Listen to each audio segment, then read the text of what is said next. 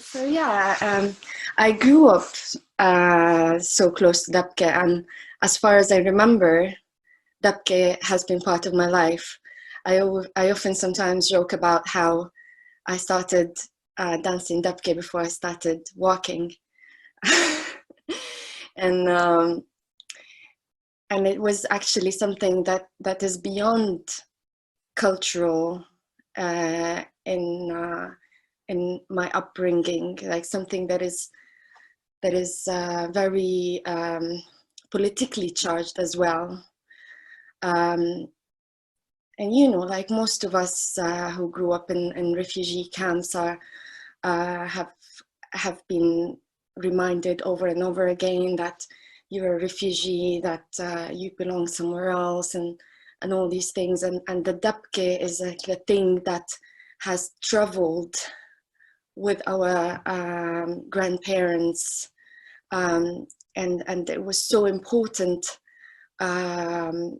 to them that these forms of culture, these art forms of culture, is not disappeared or uprooted with their experience of uprootedness.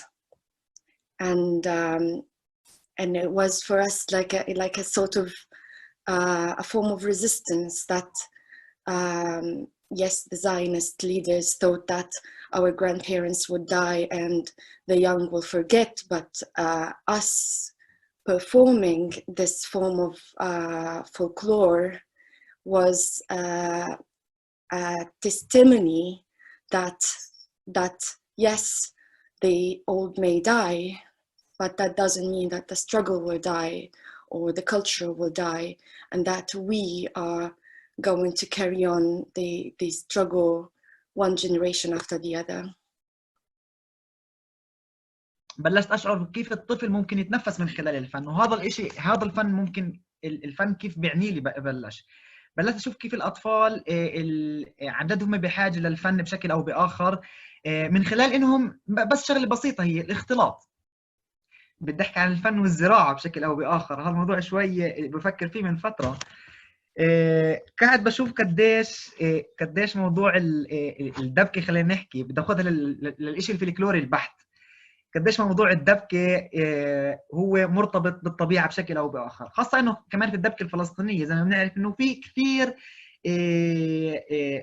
الجسد الفلسطيني أو مش الجسد بلمس بأطرافه الأرض، تمام. خاصة يعني خلينا نحكي بشكل عام هم الإجرين. بس حاليا قاعد بشوف قديش ممكن مثلا كفلاح أنا وأنا أزرع، كيف مثلا بدي أزرع نبتة معينة بشكل فلكلوري. بلشنا التفكير هان، تمام.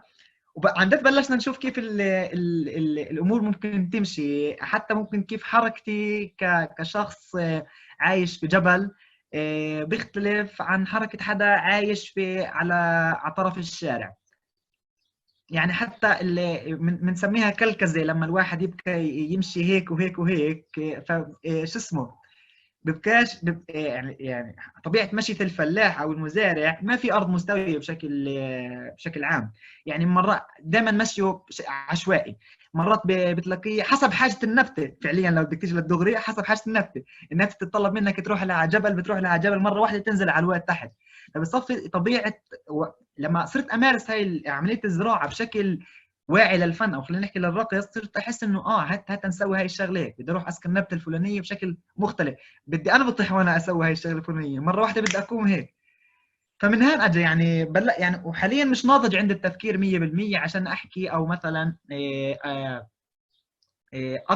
اقدر عن جد اعبر عنه باللغه او الكلام المناسب. يعني بقدر احكي لحد هان وبقدر احس بالاشياء، كيف الفن مرتبط بالزراعه، وكمان مرتبط بالاخص بالاطفال. Well, for me, Dabke, it went into like levels. Once I started, that was like 21, 22 years ago. Before that, I was like dancing Dabke as any other Palestinian person, like just in the weddings, and it's just like I never had like took it as a professional level. But first, I started to dance more with a troupe because my parents, they pushed me to start Dabke. I was interested in things, other things. So when I started, it was because of my family, and then it was just like for the sake of art. It's just like I was like having fun. Yeah, I go to the theater, I perform. Like I was like really short, and the rest are bigger than me and taller, and I'm just like that person in the group that's just jumping. And I didn't knew that I would take it more into deep.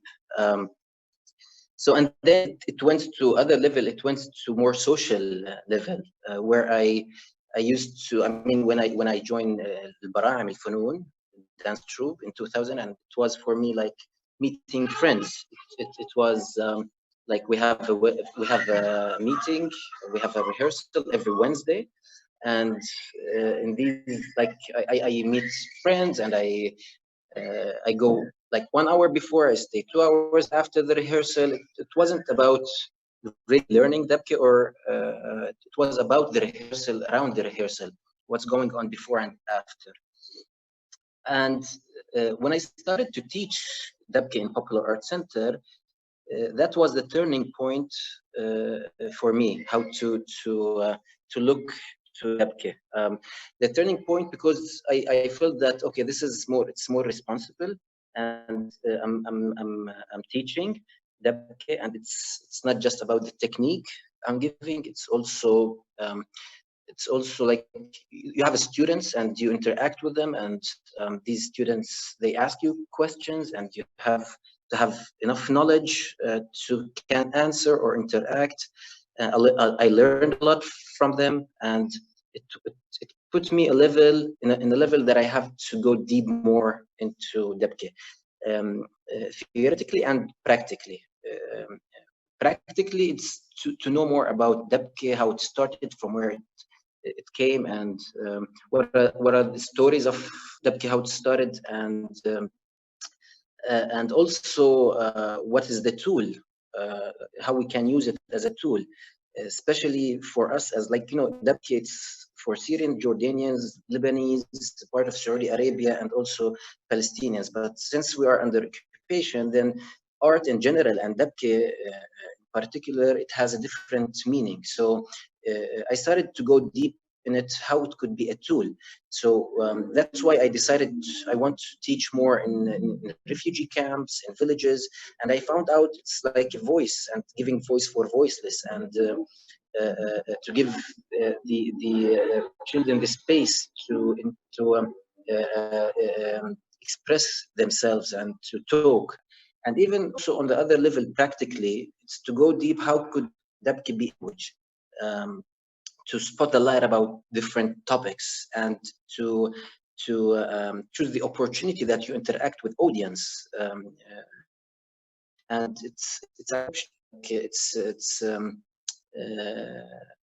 opportunity that you are on a stage and there's hundreds of audience, and you have the space to give the messages. And that's why we went deep in El-Funoun with, and we started to talk about how could be a language, and how we can develop it, etc. So by the end, and these days I'm getting more deep into Dabke, and I decided I really want to know more, and I want to read more about things that written about Dabke. But the main question now in my mind, the differences between Dabke in street and Dabke on stage. And that was like, you know, for me, I live in Ramallah, Al-Bire, where they're still doing the rituals, dance. They start to do the very traditional things, and even my wedding party, it was very traditional, and I love it like that. Also, I do contemporary. Also on stage, I really prefer to develop it into another stage.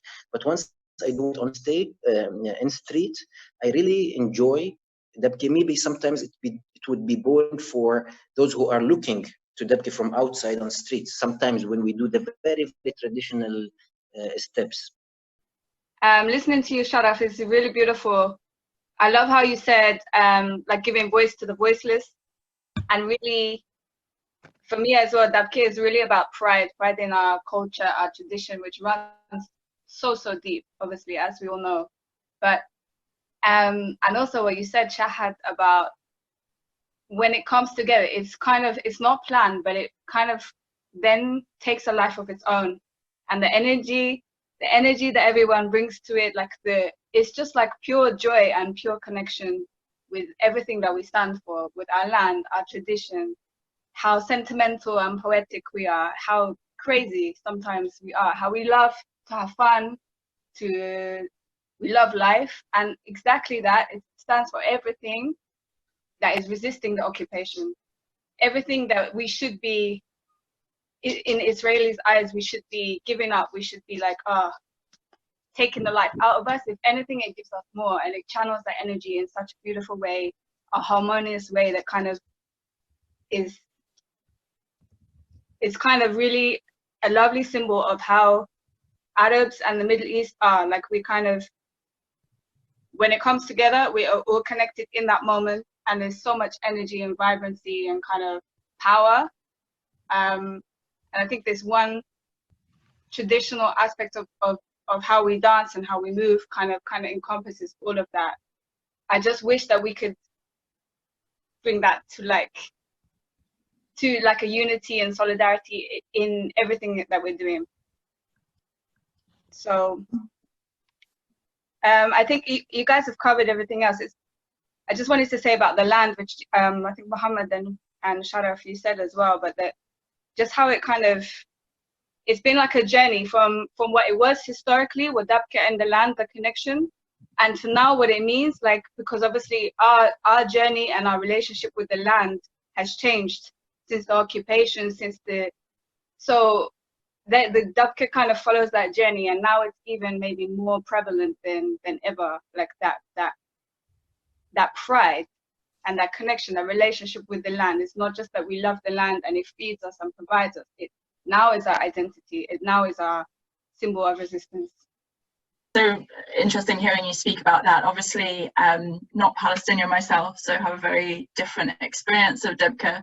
But hearing you talk about kind of that soul and that passion and that character and culture that comes through in the dance, I think that's something that was really important for me, like performing or learning Dabke, like, and performing it in predominantly the UK, around Europe, and the way people would respond to it, obviously very different from being in Palestine, but they're used to just hearing about Palestine on the news, or it's this kind of faceless people, that so much violence, so much don't really know what's going on, so much politics. But like when they see Dabke, like, first of all, I guess it was their first touch of Palestinian culture, but it wasn't just seeing, oh, there's like a traditional dance. It was more than that somehow. I think that like energy and that passion that you spoke about, Sharaf and Shahd, like it really came through, and that's how people like responded, and they connected in a completely different way because of that kind of soul that's in the dance. And yeah, hearing you guys speak kind of really reminded me of all those times. As a non-Palestinian, I think this is exactly what brings us in, because sometimes people ask me how I got into dancing Dabke and why I'm still doing it, you know, why on earth like would I be attached to this?